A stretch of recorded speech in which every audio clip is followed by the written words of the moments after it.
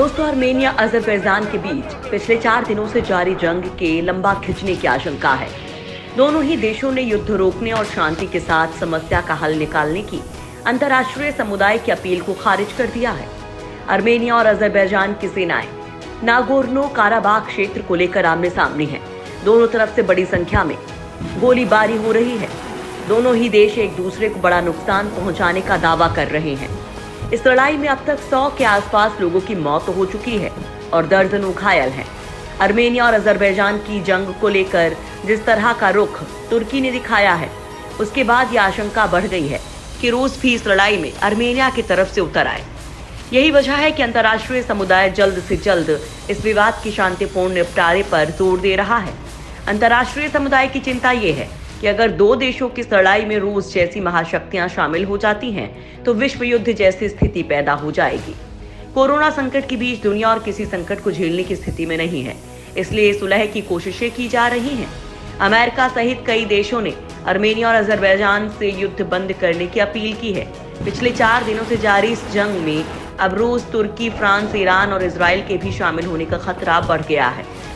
Armenia के खिलाफ 2 धुर विरोधी साथ आए, इजराइल और पाकिस्तान अजरबैजान के साथ। आर्मेनिया और अजरबैजान की लड़ाई में बड़े देश भी लामबंद हो रहे हैं। इस लड़ाई से दुनिया के समीकरण उलट-पुलट हो रहे हैं।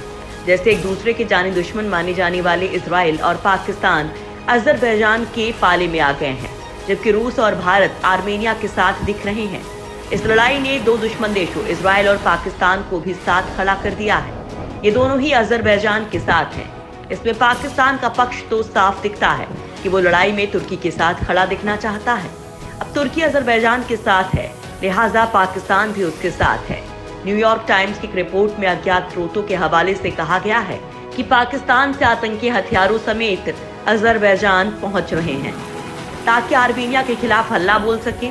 यहाँ तक कि पाकिस्तानी मीडिया और सोशल मीडिया पर भी अजरबैजान के पक्ष में पोस्ट लिखे जा रहे हैं। वैसे इसके पीछे की वजह ये भी है कि अजरबैजान ने जम्मू कश्मीर पर पाकिस्तान के रुख का खुलकर समर्थन किया था। पाक के लिए सारी वजहें किसी देश का साथ देने के लिए काफी लगती हैं।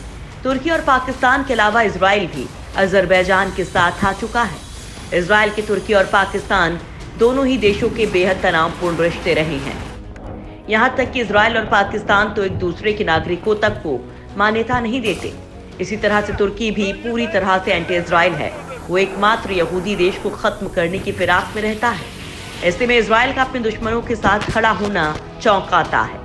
इसकी वजह है अजरबैजान और इजराइल के पुराने रिश्ते।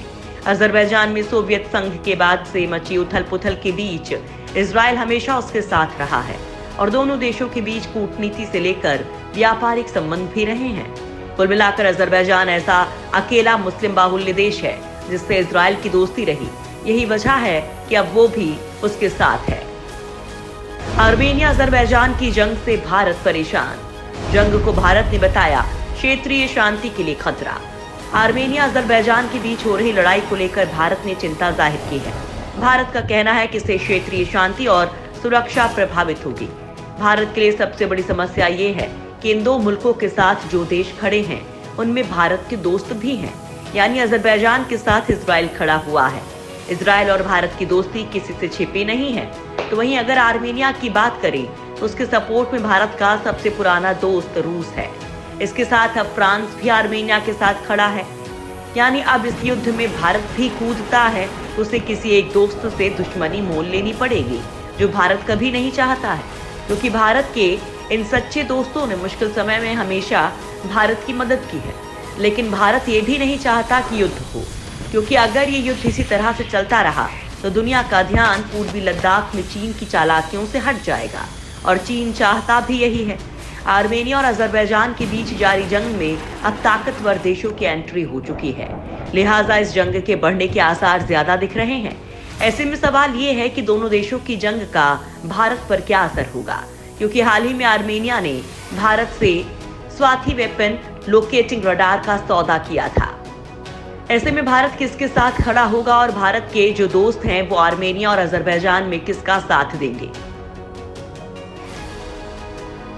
मजहबी जंग से दुनिया की शांति खत्म। दोस्तों, आर्मेनिया और अजरबैजान के बीच की जंग पूरी तरीके से मजहबी रंग ले चुकी है। अजरबैजान मुस्लिम बाहुल्य देश है, तो उसके पक्ष में ईरान, तुर्की, पाकिस्तान जैसे देश आ गए हैं। तो वही आर्मेनिया ईसाई बाहुल्य देश है। ऐसे में रूस, अमेरिका दोनों आर्मेनिया के साथ हैं। रूस की आर्मेनिया के साथ रक्षा संधि भी है। आर्मेनिया की मदद के लिए रूस आ सकता है। अब सवाल ये उठ रहा है कि अगर धार्मिक आधार पर इस्लामिक देश एक साथ खड़े होते हैं, तो ऐसे में क्या ईसाई देश भी एक साथ होकर उनका मुकाबला करेंगे? अजरबैजान और आर्मेनिया के बीच अब तक के हमलों में सैकड़ों लोग मारे जा चुके हैं। इसमें सैनिक तो हैं ही, साथ ही सिविल इलाकों में भी अजरबैजान के ड्रोन्स ने बम बरसाए हैं। तनाव की स्थिति दुनिया पर क्या असर छोड़ती है, इस पर सबकी निगाहें हैं। लेकिन इतना तो तय है कि अब दुनिया भी मजहबी आधार पर साथ खड़ी होने लगी है।